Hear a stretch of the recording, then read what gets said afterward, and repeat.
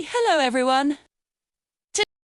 Today, we're exploring railroad crossings, one of the most important safety features where roads and trains meet.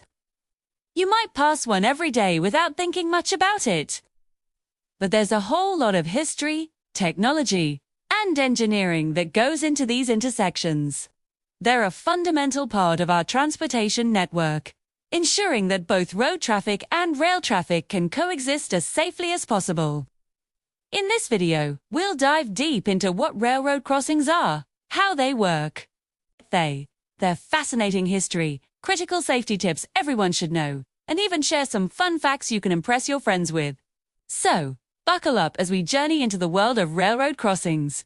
A railroad crossing, also known as a level crossing or a railway crossing, is simply a point where a road for vehicles, or a path for pedestrians, crosses over railway tracks at the same level. Unlike a bridge or a tunnel, where one form of traffic goes over or under the other, a level crossing puts them on a collision course, which is why they require such careful management.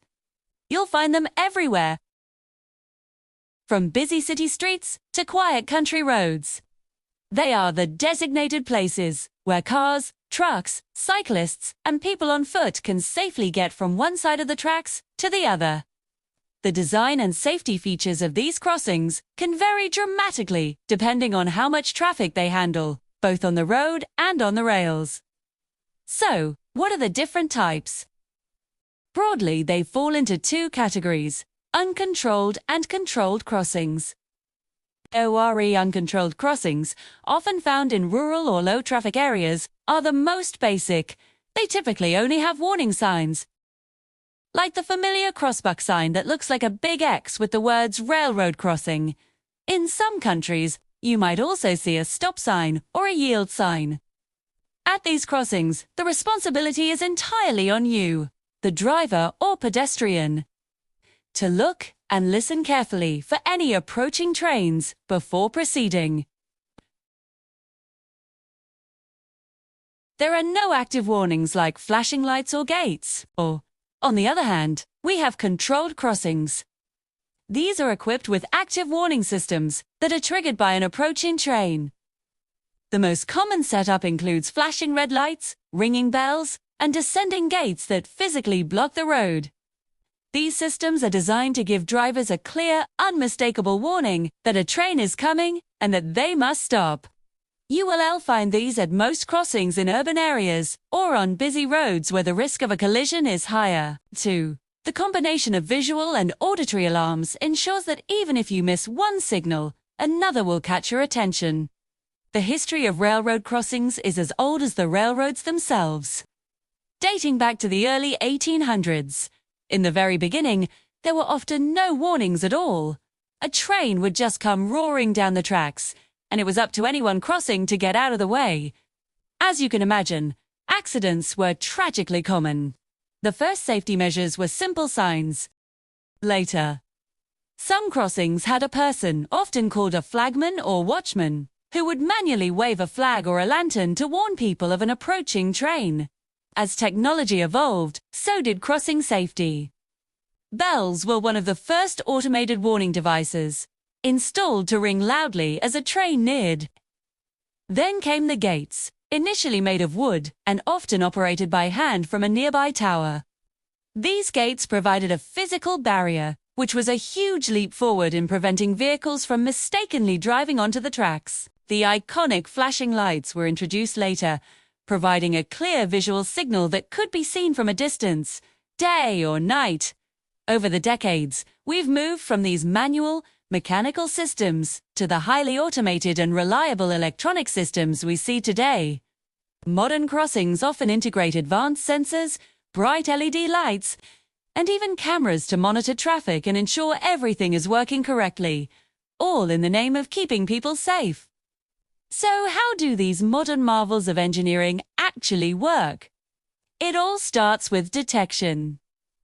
Most modern crossings use a system of electrical circuits in the rails called track circuits. When a train's metal wheels and axle enter a specific section of the track near the crossing, they complete an electrical circuit. This change in the circuit is detected by the crossing's control system, which immediately recognizes that a train is approaching.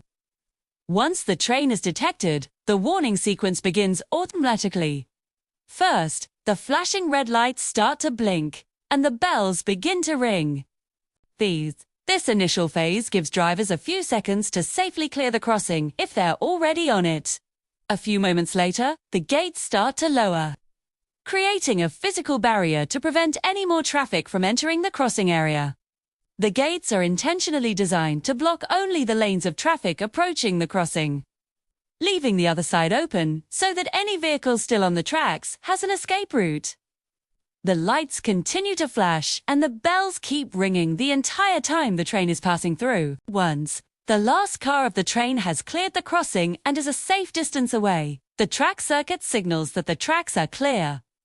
The control system then turns off the lights and bells and raises the gates, allowing traffic to resume. Some of the most advanced crossings are even starting to use radar, infrared sensors, or GPS-based alerts that can communicate directly with smart vehicles or navigation apps to provide an even earlier warning to drivers. Now for the most important part, safety tips. These rules are simple, but they can save your life. First and foremost, never ever try to drive around a lowered gate or ignore flashing red lights. The gates are down for a reason. A train is coming, and it's closer and moving faster than you think. Second, don't try to beat the train. It's a race you will always lose. An average freight train moving at 55 miles per hour needs over a mile to stop.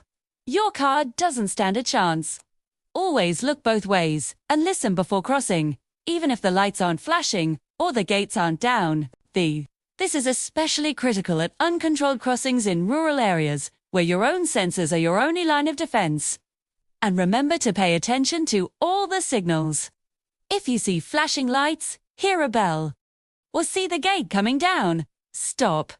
Wait for the train to pass completely and for the gates to fully rise and the lights to stop flashing before you proceed. It might add a few minutes to your journey, but your life is worth the wait. And now for some fun facts to lighten the mood. Did you know that a typical freight train can weigh over 4,000 tons? That's the equivalent of about 2,000 cars. It's that immense weight and momentum that makes it impossible for them to stop quickly. Some of the busiest railroad crossings in the world handle hundreds of vehicles and multiple trains every single hour. A complex dance of timing and technology. While we're used to modern aluminum gates, some historic crossings still feature beautifully crafted wooden gates and classic mechanical bells, serving as living museum pieces of railway history. Looking to the future, advanced crossings are being developed that can connect to your car's GPS or your smartphone, sending you a direct notification that you're approaching a crossing with an oncoming train. So, railroad crossings aren't just functional pieces of infrastructure. They are a fascinating intersection of history, cutting-edge technology, and public safety planning.